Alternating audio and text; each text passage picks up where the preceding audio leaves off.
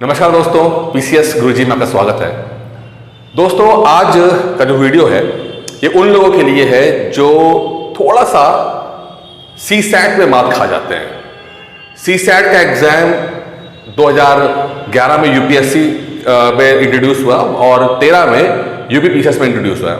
पहले इसके नंबर जोड़े जाते थे, अब ये फिलहाल क्वालिफाइंग इन नेचर है, यानी कि आपको यूपी पीसीएस में 33% नंबर लाने होते हैं। 33% नंबर लाने होते हैं और आप इसे क्वालिफाई कर सकते हैं। क्वालिफाई करना बहुत जरूरी है। अगर आप क्वालिफाई नहीं करते हैं तो जीएस में जितने भी नंबर आपके आ जाएं, आप मेंस में एग्जाम नहीं दे पाओगे। अब ये बहुत ट्रिकी है। मैं आपको एक बात बताता हूं। एक मेरी स्टूडेंट थी, आज से 1-1.5 साल पहले की बात है, और ऑनलाइन स्टूडेंट थी। उन्होंने कहा कि मेरी एज 35 साल की लगभग एज उनकी थी और उनके लगभग 3 बच्चे थे। उन्होंने बहुत मेहनत की, बहुत छोटी नौकरी करती थी, बहुत छोटे से घर पे रहती थी और बहुत भयंकर उन्होंने मेहनत की। मतलब जिस तरह से वो डाउट्स पूछा करते थे, हर दिन कॉल करके डाउट्स पूछना, डिस्कशन करना, तो लगता था कि वो इंसान मेहनत बहुत कर रहा है। जब प्री आया, 2019 का प्री था ये, 2019 के प्री का जब एग्जाम हो गया और शाम को मेरी उनसे बात हुई तो कहते कि सर मेरे जीएस में 95 क्वेश्चंस राइट हो रहे हैं नेगेटिव बनाने के बाद, लेकिन सीसैट क्रैक नहीं हो रहा। सीसैट पे मैं फेल हो गई हूं। मैं अब यकीन मानिए मुझे इतना दुख हुआ इस बात को लेकर, क्योंकि मैंने उनकी मेहनत देखी थी कि एक औरत जो 35 साल की है, 3 बच्चे हैं, छोटे से घर पे रहती है, जिसे जीएस जैसी मुश्किल चीज में 95 क्वेश्चंस राइट कर लिए हों, मतलब राइट तो 100 से ऊपर थे, 95 क्वेश्चन उनके इफेक्टिव राइट हो रहे थे, वो सीसैट पे फेल हो गए। बल्कि मैं कहता रहता था कि सीसैट को थोड़ा ध्यान दो, बट ध्यान नहीं दे पाई वो। यही जो हालत है ये बहुत सारे स्टूडेंट्स के साथ हो रही है। तो आज के वीडियो में थोड़ा समझेंगे कि सीसैट को किस तरह से हैंडल किया जाए। पहले ये समझते हैं कि सीसैट में 100 क्वेश्चंस आते हैं।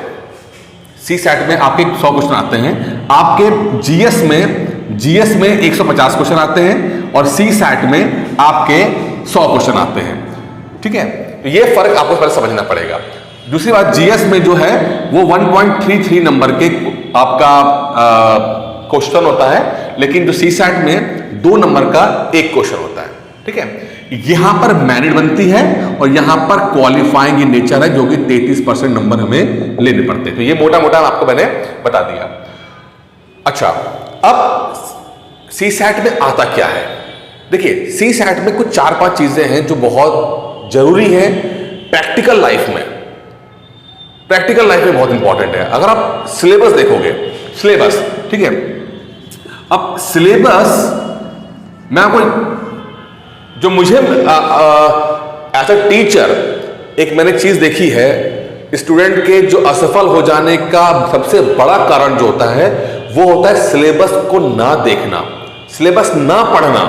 वो किताबें ले आएंगे, नोट्स ले आएंगे, दुनिया भर के वीडियो देख लेंगे, बट कभी भी सिलेबस को देखते ही नहीं है। जो ये वीडियो देख रहे हैं, जो अभी आप लोग वीडियो देख रहे हो, इसमें मुझे पता है कि इसमें 10 में से 9 लोगों ने कभी भी सीसैट का सिलेबस देखा ही नहीं है।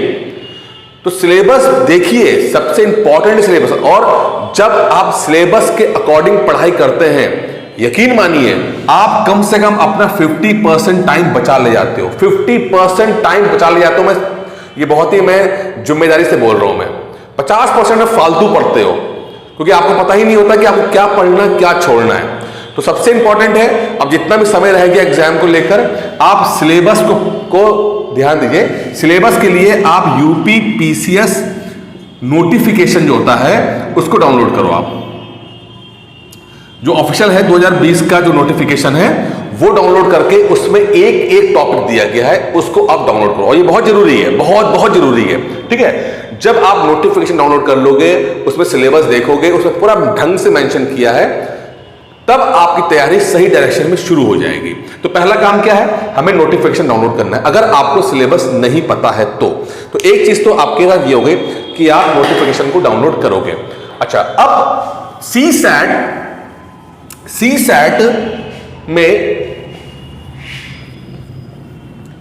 में क्या चीजें आती हैं और ये क्यों है सीसैट इंपॉर्टेंट?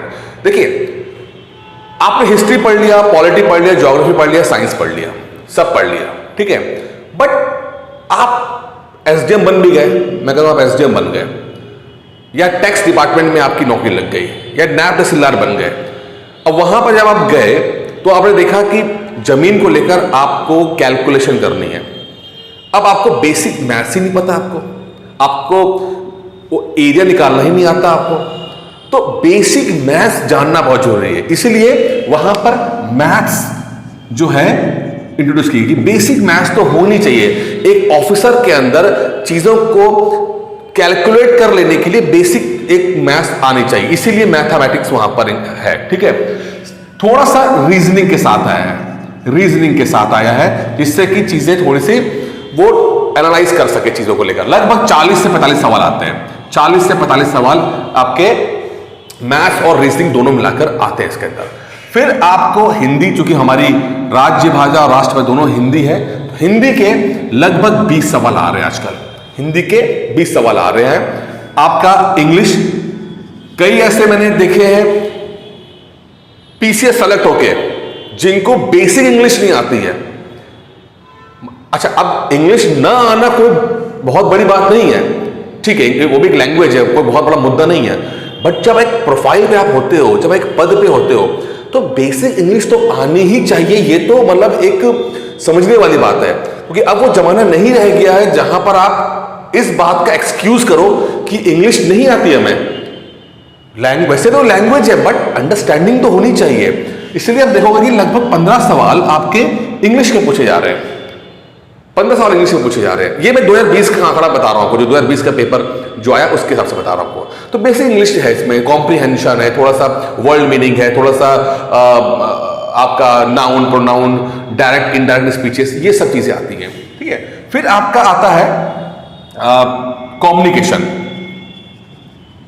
कम्युनिकेशन क्या है? आप बहुत ज्यादा इतिहास के बारे में पता है, बहुत ज्यादा कानून के बारे में पता है, बट आपको यही नहीं पता कि जो आप जानते हो वो डिलीवर कैसे करोगे आप, चाहे वो पब्लिक में हो, चाहे अपने जो नीचे सबऑर्डिनेट हो उनके साथ। आपको कम्युनिकेशन करना ही नहीं आता, आप टीम प्लेयर हो ही नहीं, आप बहुत टैलेंटेड हो, बहुत ज्ञानी हो, बट आपकी नॉलेज का जो ट्रांसफर है वो हो ही नहीं पा रहा है।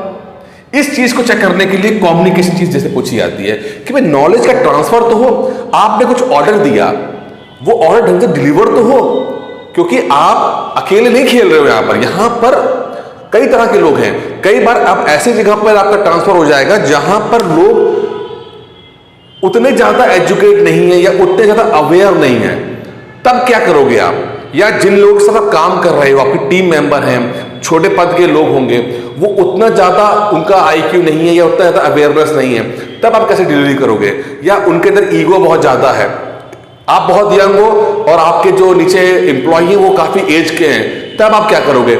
इन सब बातों के लिए कम्युनिकेशन आता है। तो आप कम्युनिकेट कैसे करोगे, अपनी बात को समझाओगे कैसे, एक टीम प्लेयर कैसे बनोगे, कैसे लेकर चलोगे? क्योंकि अल्टीमेटली सरकार की योजनाओं को हमें पहुंचाना है, सरकार की योजनाओं को हमें पब्लिक तक पहुंचाना है, यही एक सरकार हमसे उम्मीद करती है, एक ऑफिसर से उम्मीद करती है।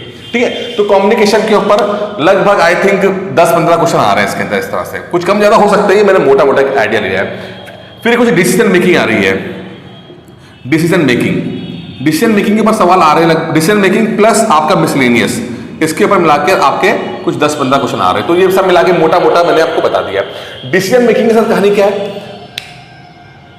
आपको फैसले ऑन द स्पॉट लेने पड़ते हैं।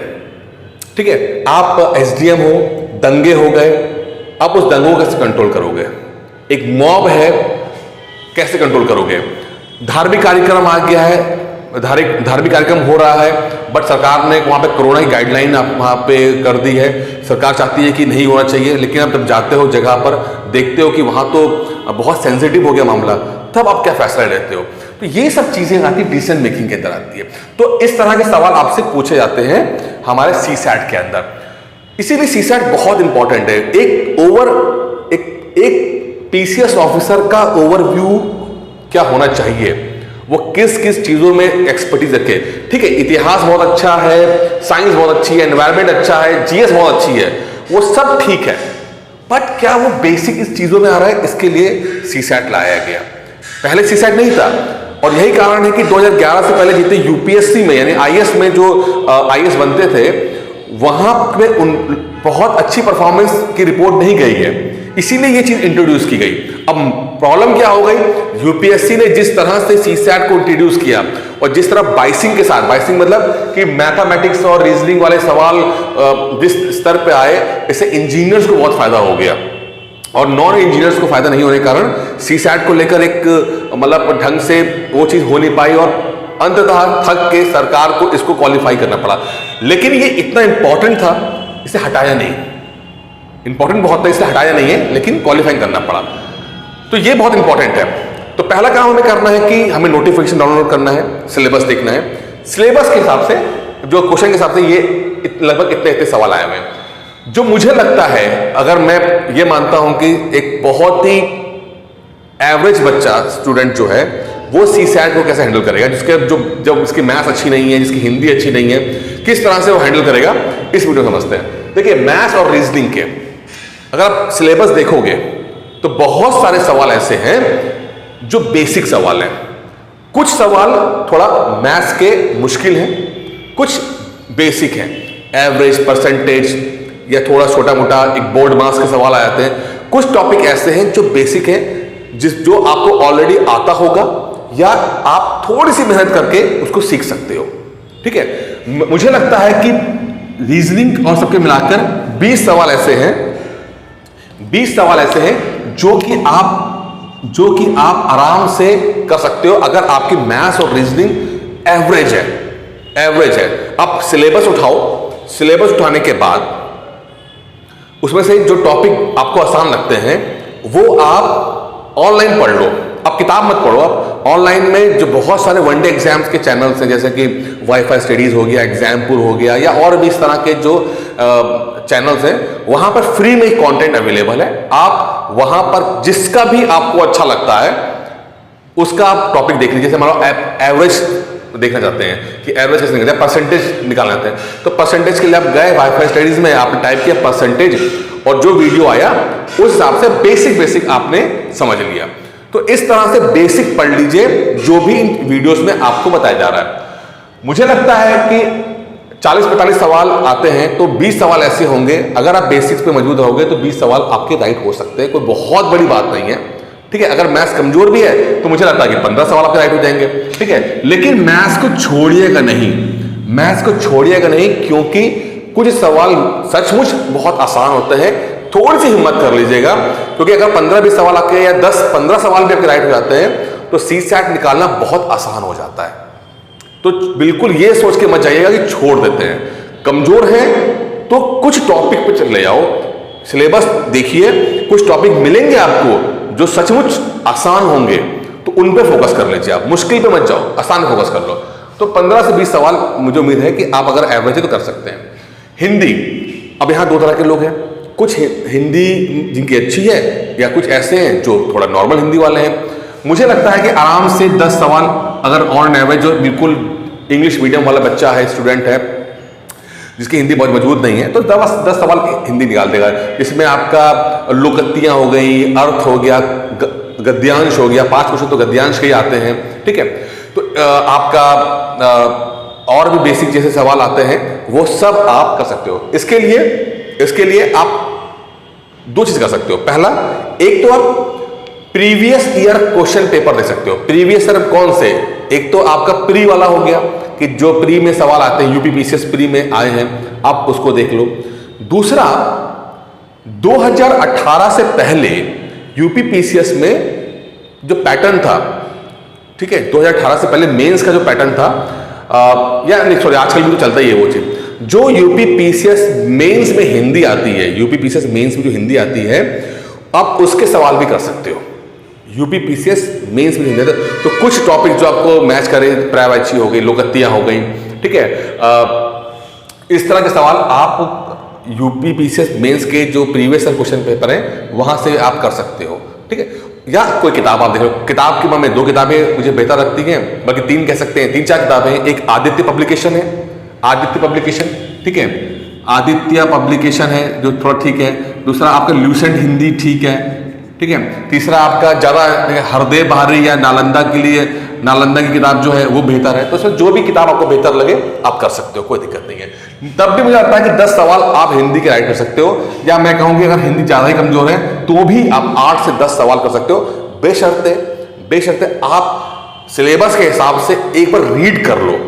जैसे अगर आपसे पूछे कि भाई संधि विच्छेद क्या होता है, तो पता तो कि संधि विच्छेद होता क्या है। तो आप अगर टॉपिक देखेंगे और उसका बेसिक भी पढ़ेंगे, ओवरव्यू भी लेंगे, तो भी 8 से 10 सवाल आप कर सकते हो, ये गारंटी है इसकी। इंग्लिश, अब इंग्लिश में 2 तरह के लोग हैं, एक वो लोग जिनको इंग्लिश अच्छी आती है और एक वो लोग जिनको इंग्लिश बिल्कुल नहीं आती है। अब जिसको बिल्कुल नहीं आती है तो उसका तो बहुत मुश्किल हो जाएगा, क्योंकि पिछले देखा है मैंने कि 15 सवाल आए थे, तो ये बड़ा रिस्की मामला हो जाता है। लेकिन मान के चलते कि आपको थोड़ी बेसिक इंग्लिश आती है, जैसे कॉम्प्रीहेंशन हो गया, अब कॉम्प्रीहेंशन के 5 सवाल आपको आते हैं, ठीक है। कुछ इनडायरेक्ट और डायरेक्ट स्पीचेस हैं, तो आपने क्या किया, इनडायरेक्ट स्पीच के बारे में थोड़ा पढ़ लिया, थोड़ा सा आपने एक्टिव पैसिव वॉइस के बारे में कुछ पढ़ लिया, ठीक है। प्रोवर्ब्स के बारे में थोड़ा सा देख लिया, क्या करें, तो भी मुझे लगता है कि आराम से 5 से 10 सवाल आप कर सकते हैं। अगर अच्छी होगी 10 सवाल आप कर ले जाओगे, और बेसिक खराब है तो भी 5 सवाल आप कर सकते हो, इसमें कोई बहुत बड़ी बात नहीं है।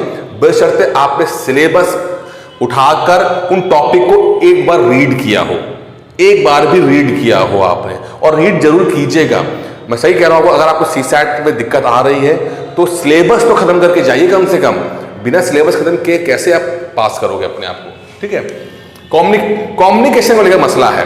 अच्छा, अब इंग्लिश में देखिए क्या पढ़ सकते हैं। मुझे लगता है कि इंग्लिश के लिए हाई स्कूल की जो इंग्लिश होती है वो देख लीजिएगा। हाई स्कूल की जो यूपी बोर्ड में इंग्लिश चलती है, एक सिन्हा साहब की इंग्लिश, वो तो ट्रांसलेशन की किताब थी, या हाई स्कूल की इंग्लिश देख लीजिएगा, या आप यूट्यूब पे जाकर फटाफट टॉपिक दे सकते हैं। जैसे मैं कभी कुछ ढूंढता हूँ, मान लीजिए मुझे डायरेक्ट और इनडायरेक्ट स्पीच ढूंढनी है, तो यूट्यूब पे गए, व्हाट इज डायरेक्ट और इनडायरेक्ट स्पीच क्या होती है, तो किसी का वीडियो दिखाया आपने, उसने मोटा मोटा बता दिया, आपने समझ लिया उसके अंदर। तो यूट्यूब का इस्तेमाल आप फटाफट कर सकते हैं इसके अंदर।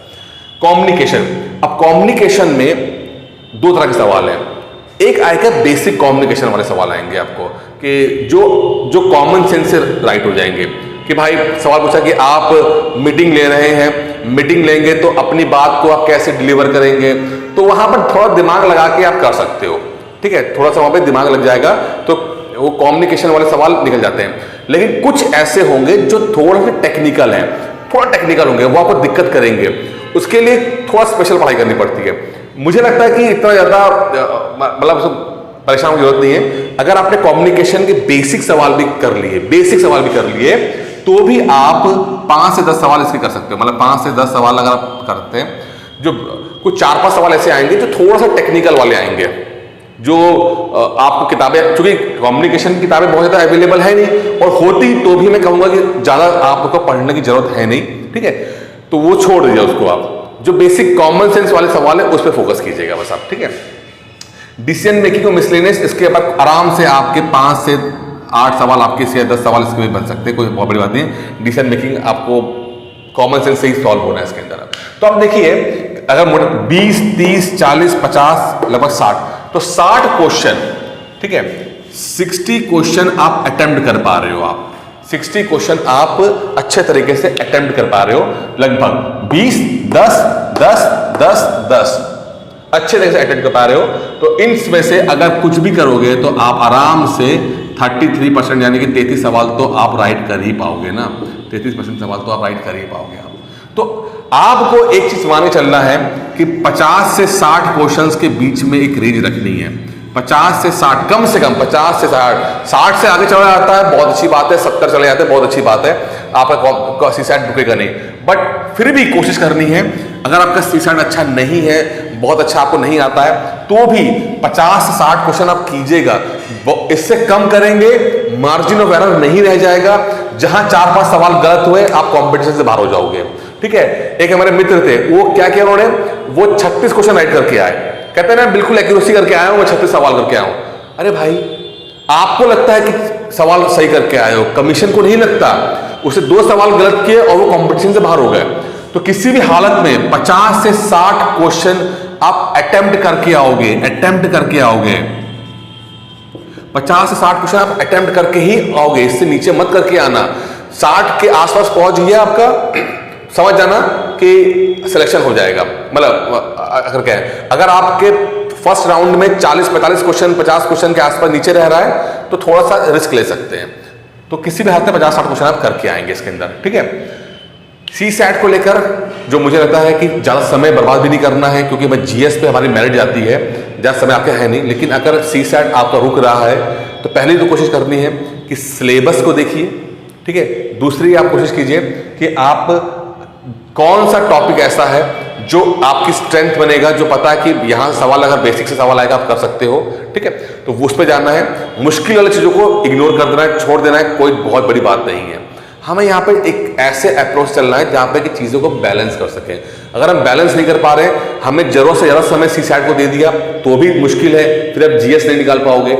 और अगर जरूरत से कम समय हमने सी सैट को दिया तो जीएस में कितने भी नंबर क्यों ना आ जाए, हमारा सी सैट अगर रह गया तो हम मेंस नहीं लिख पाएंगे। कोशिश कीजिएगा कि थोड़ा सा बैलेंस अप्रोच लेके चलिए।